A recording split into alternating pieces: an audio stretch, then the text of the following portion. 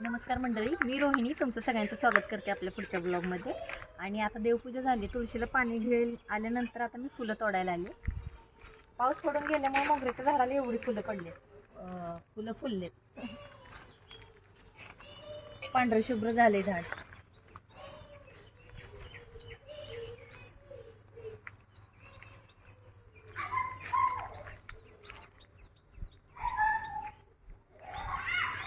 आपल्याकडे ही धोत्र्याची फुलं आहेत जी महादेवाला वाहिली जातात. ही धोत्र्याची फुलं आहेत आणि धोत्र्याचं फळ पण महादेवाला वाहिलं जातं. हे फळ आहे धोत्र्याचं. ही छोटे आहेत, खूप मोठे होतात, जरा छोटे.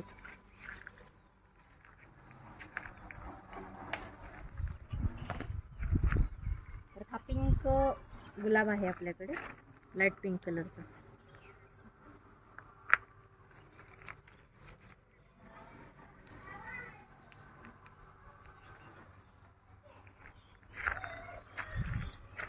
हे गुलछडीचं फुलं आहेत आणि ह्याचा खूप छान वास येतोय.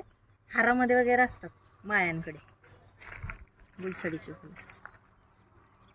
सगळे नाही तोडणार, आपल्याला लागायचे तेवढेच तोडायचे.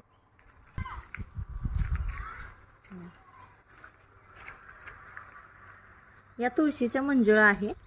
तर आपल्या मंदिरात विठ्ठलाच्या मूर्तीवर व्हायला ही मंजुळा घेते आणि श्रीकृष्णाच्या मूर्तीला पण मंजुळा वाहतात. बारीक आहेत आता सध्या.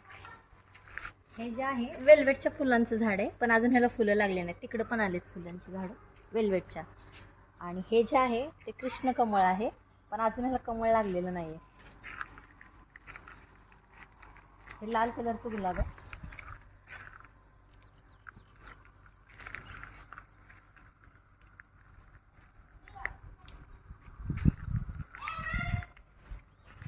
हे आबोलीची झाड आहे.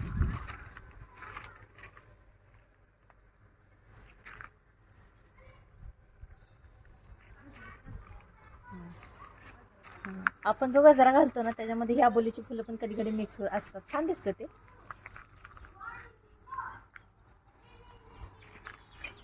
हे एक अजून एक मोगरीचं झाड आहे. हा देशी मोगरा आहे.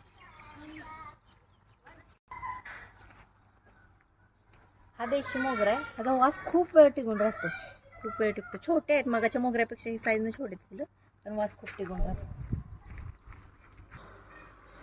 माझ्या माहितीप्रमाणे हे लिलीचं झाड आहे. ह्याची फुलं ऑलरेडी आत्याने घरात नेले, ते पण मी आत गेले तुम्हाला दाखवीनच. हे जास्वंदीचं झाड आहे आपलं.